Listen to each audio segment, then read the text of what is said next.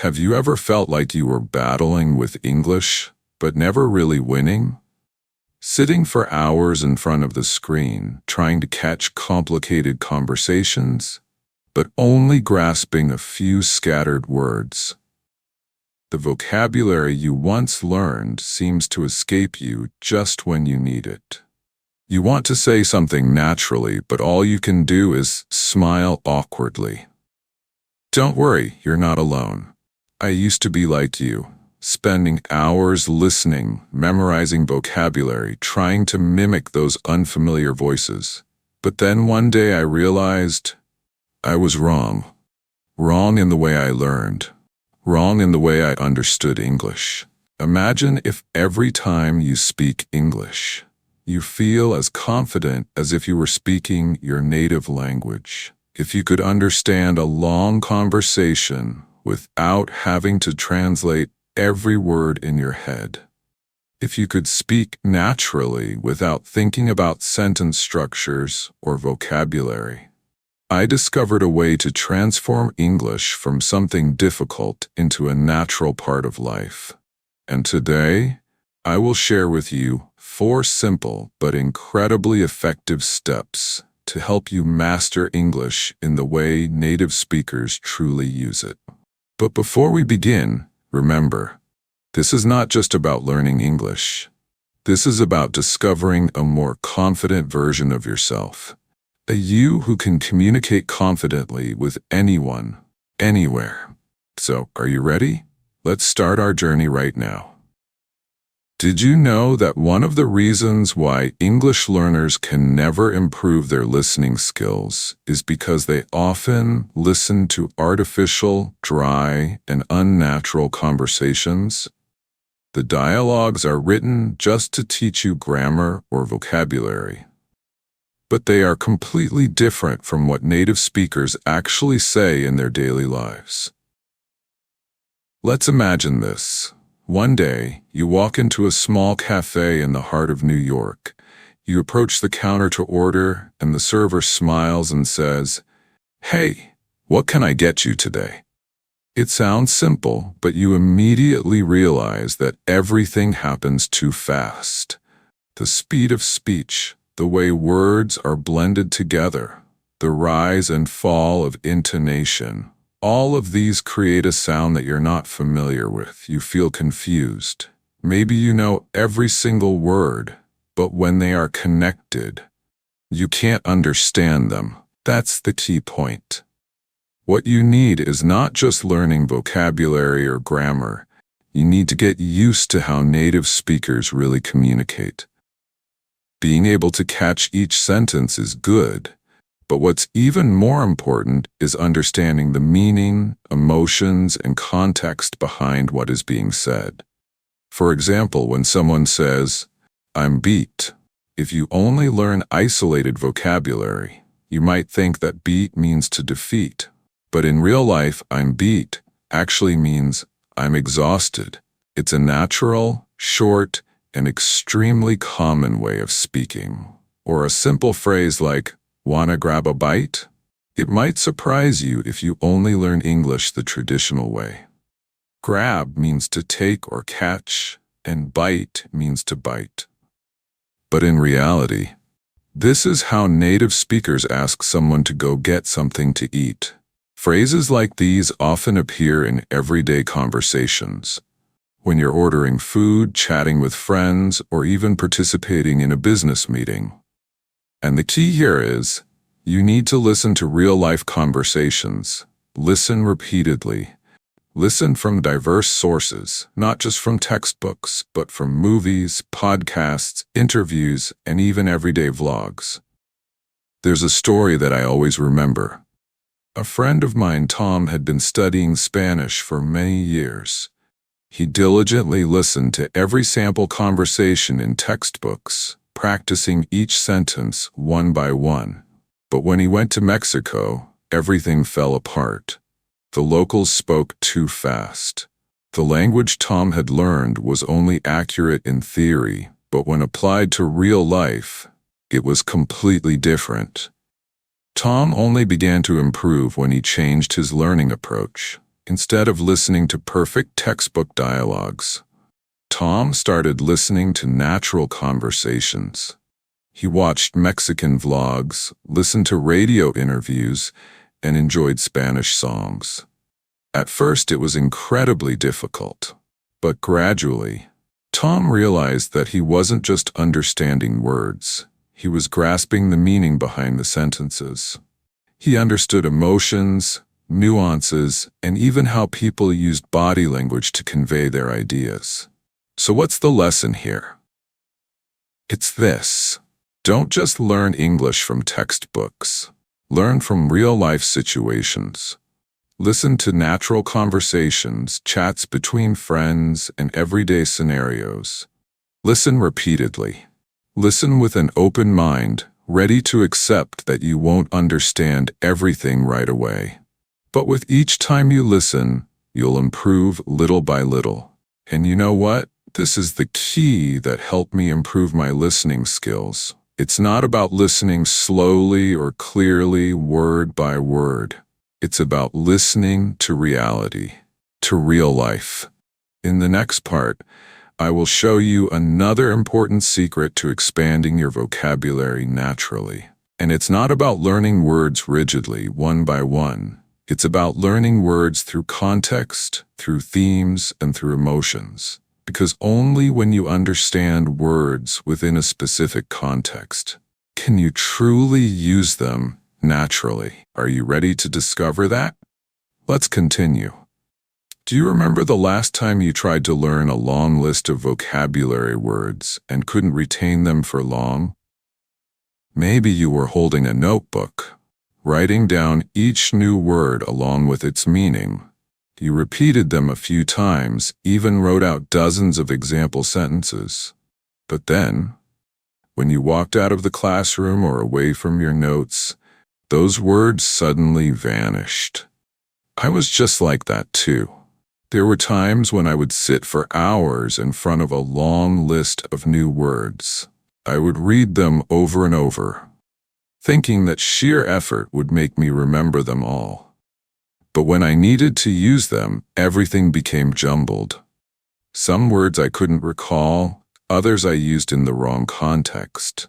Then I realized that learning vocabulary isn't just about memorizing a word and its meaning. It's about learning how to use that word in real-life situations. For example, when I first started learning English, I really liked the word grateful, which means being thankful. In English lessons, they often teach you to say, "I'm grateful," to express gratitude. But if you stop there, you'll miss out on how native speakers actually use the word. Native speakers might say, "I'm really grateful for your help. I truly appreciate your help." Or, in more casual situations, they might say, "I can't thank you enough. I can't thank you enough for what you've done." The difference here is context and nuance. Here's another example. When I learned the word tired, I thought it simply described a physical state after working hard.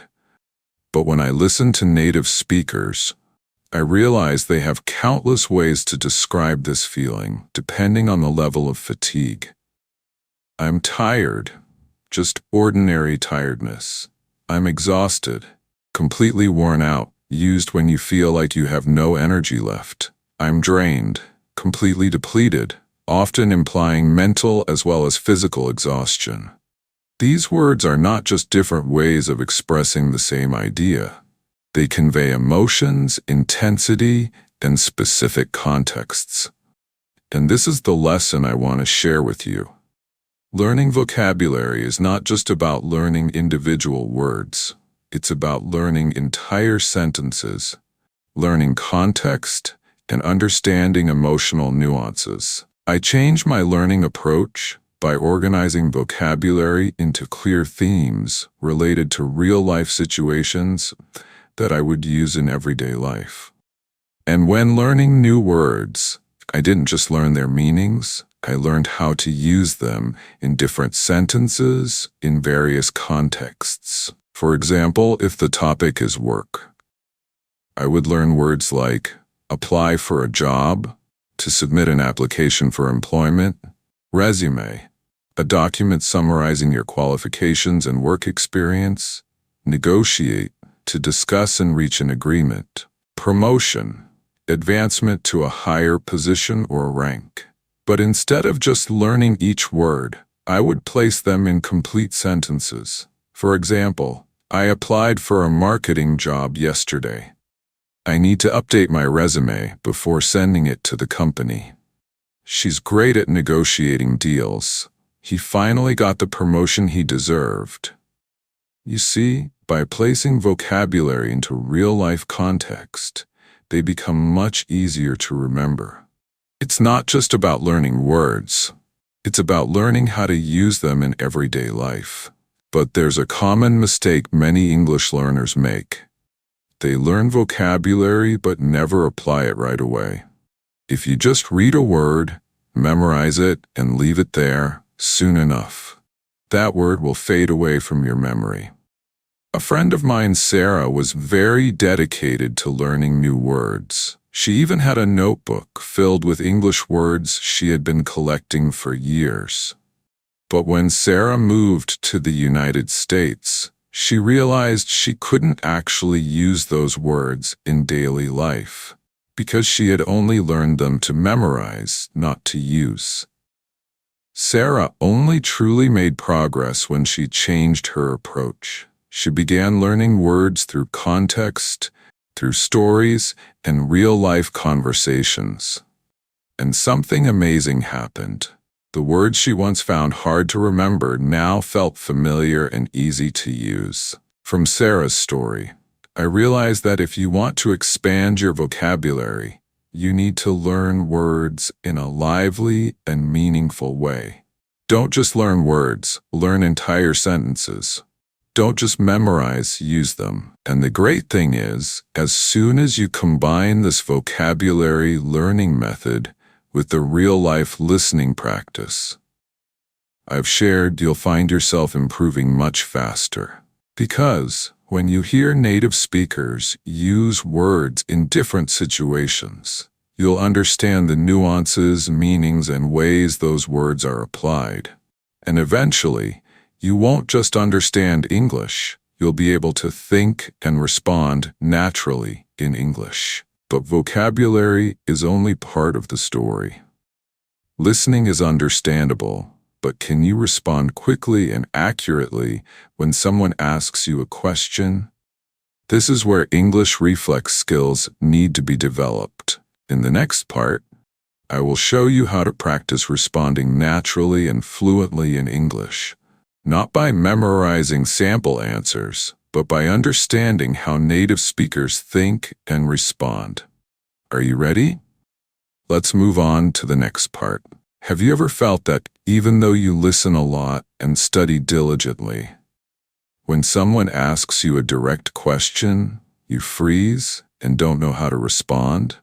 Or sometimes you understand the entire content of a conversation, but when you're asked a question, you just stammer a few words and then go silent. I used to be like that, and I know how frustrating that feeling is. You may have good listening skills, but you lack the reflexes to respond immediately. The problem isn't your listening ability. It's in the way you practice and respond. Listening well is not enough. You need to interact with what you hear. You need to turn those sounds into words, into your own natural reactions. I want to share a little story with you. A friend of mine, Mike, lived in Japan to learn Japanese. Mike was great at listening. He watched countless Japanese movies, listened to Japanese music, and even tuned in to Japanese podcasts every day. But whenever a native speaker asked him a question, he froze. Mike understood every word, every sentence, but when it was time to respond, his mind went blank. Later, Mike realized that his problem was a lack of reflex practice. He was only used to one-way listening. He understood, but he couldn't express himself, and that made him feel disappointed. Do you know what Mike did to overcome that problem? He started practicing listening and answering questions every day, but not by mechanically repeating answers instead, by thinking for himself and responding naturally. For example, when he listened to a simple conversation like, hey, how was your weekend? It was great. I went hiking with some friends. How about you? Mike didn't just listen and understand. He put himself into the conversation. He thought about how he would respond if he were part of it. For example, oh, it was relaxing. I spent most of my time reading. How was your hike? Then he would come up with the next question. Think of how to respond and continue the conversation. It didn't have to be perfect. It didn't have to be flawless. It just had to be as natural as possible. Gradually, Mike became more confident because he was no longer a passive listener. He had become an active participant in the conversation. From that, I learned, listening practice must go hand in hand with response practice. If you only listen without ever responding, your skills will remain stuck at a passive level. To help you understand better, let me give you another example. Imagine you are listening to a conversation between two friends discussing a new movie. Have you seen the latest Marvel movie? Yeah, I watched it last night. It was amazing. The visual effects were stunning. What about you? If you only listen and understand the content, that's not enough. Try responding to that question as if you are actually part of the conversation. How would you respond? Oh, I haven't seen it yet, but I heard it's really good. What did you like the most about it? Or, yeah, I saw it last weekend. The action scenes were incredible. Which part did you like the most? You see, when you try to respond immediately, you are training yourself to be more natural in conversation. You are not just listening passively, but actively participating in the dialogue. But there's a common mistake many people make. They focus too much on giving a perfect answer instead of giving a natural one.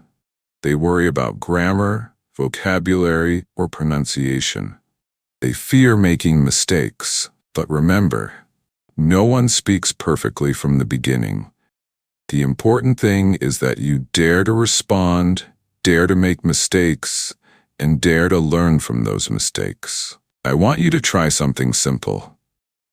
Next time you listen to an English conversation, stop at the questions the characters ask and try to answer them yourself. It doesn't have to be perfectly accurate. It doesn't have to be flawless. It just needs to be natural. To help you get started, I will dedicate a part of this video for you to practice. I will present some conversations and questions for you to answer on your own. You will see that as you practice repeatedly, your reflexes will become quicker and much more natural. And you know what? This is also how I improved my speaking skills. Not by memorizing sample answers, but by thinking for myself, responding in my own way. But quick reflexes alone are not enough. Another important factor that helps you improve your English speaking skills is your ability to speak with natural pronunciation and intonation. And that's exactly what we will explore in the next part. Are you ready to learn how to speak English like a true native speaker? Let's keep going. Do you know something? One of the most memorable moments in my English learning journey was when I discovered the shadowing method. It's simple but surprisingly effective.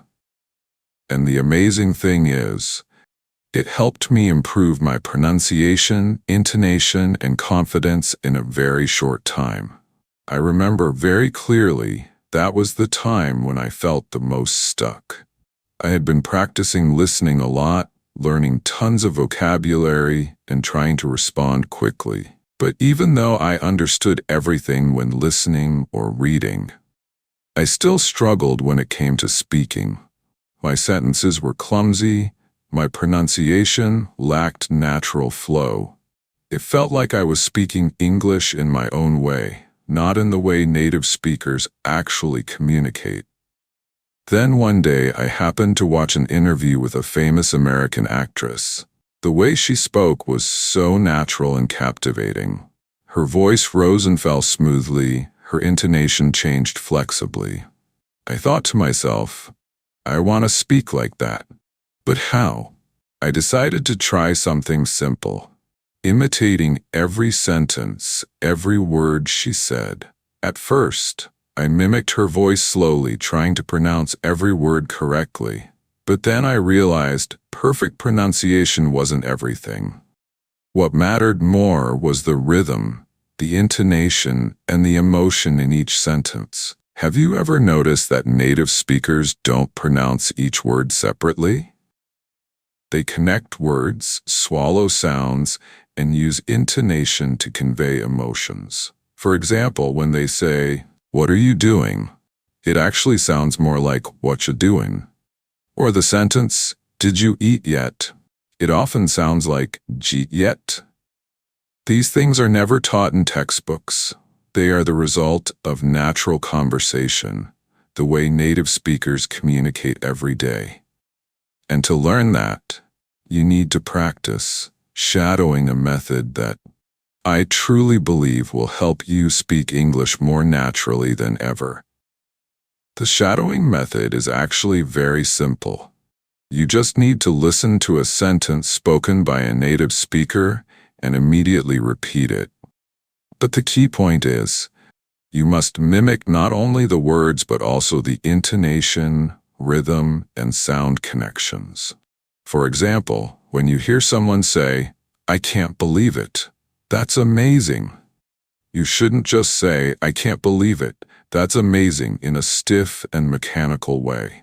Instead, you need to try to imitate the excited tone, the rising and falling intonation, and the natural way the words are connected.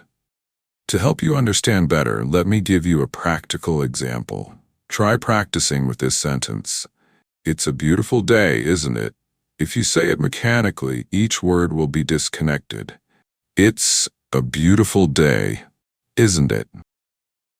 But if you say it naturally, it will sound like, "It's a beautiful day, isn't it?" with your intonation rising on beautiful and gently falling on isn't it. So how do you practice shadowing effectively? Step 1. Choose a short conversation by a native speaker. It could be from a movie, a TV show, or an interview that you like. Step 2. Listen carefully, paying attention to the intonation, word connections, and emotions. Step 3. Repeat immediately, trying to imitate everything as closely as possible. Step 4. Repeat multiple times until you feel you are speaking naturally.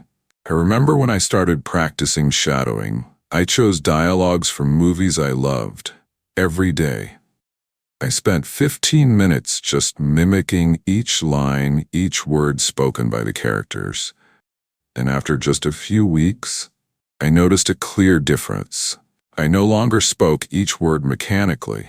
Instead, I started speaking more naturally and smoothly. My intonation gradually became closer to that of native speakers. And most importantly, I felt much more confident when speaking English. So what's the key lesson here? Practice shadowing consistently, and don't be afraid of making mistakes. Every time you mimic someone, you're one step closer to speaking English naturally. But remember, having good pronunciation alone is not enough. You need to know how to integrate all the skills you've learned: listening, speaking, reflexes, and pronunciation, to turn them into an effective communication tool. And that's exactly what I want to share with you in the final part of this video. I will show you how to combine all these skills together so you can communicate confidently and naturally, just like a real native speaker. Are you ready? Let's dive into the final part. You know, when I look back at my English learning journey, I realized something important. Progress doesn't come from brief moments of effort, but from consistent practice every day. What I have just shared with you in this video are the methods that help me become more confident, little by little. I want you to remember, learning English is like growing a tree. You can't just water it once and expect it to bloom immediately. You need to take care of it every day, with each drop of water, each ray of sunlight, each breeze of wind, and then one day, you'll see it grow, lush and strong. Now, take a moment to reflect on what you've learned from this video. You've learned how to practice listening through real-life situations and get familiar with how native speakers truly communicate. You've learned how to build vocabulary through context instead of memorizing individual words. You've practiced quick reflexes, learning to respond to questions naturally, without hesitation. And you've discovered the shadowing method, which helps you improve pronunciation and intonation to speak English more smoothly and fluently. But don't stop here. What you have just learned will only be truly effective if you practice consistently and continuously.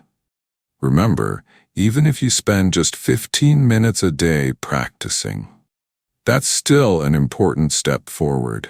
Maybe today you don't see the results yet, but little by little you will notice your progress. Tomorrow, you'll find yourself listening better. The day after, you'll find yourself speaking more naturally, and gradually, you will become a more confident and powerful version of yourself. So what's the next step? I want you to start practicing from today. Go back to this video. Choose the part where you feel you need the most improvement. Whether it's listening, learning vocabulary, building reflexes, or practicing shadowing, and dedicate some time to practice every day. If you need support, I'm always here. Feel free to comment below about the difficulties you are facing, the questions you want answered, and I will do my best to help you. Additionally, if you find this video helpful, don't forget to hit the like button, subscribe to the channel, and share it with your friends who are also on their English learning journey. I believe each of us can learn better if we are inspired by those around us. And make sure to follow the upcoming videos. I will continue to share the most effective learning methods, the most interesting stories to help you improve every day. Finally, I want to leave you with this message. Believe in yourself, because you can do it. I did it, and you can do it too. See you in the next video. Wishing you a wonderful and motivated day.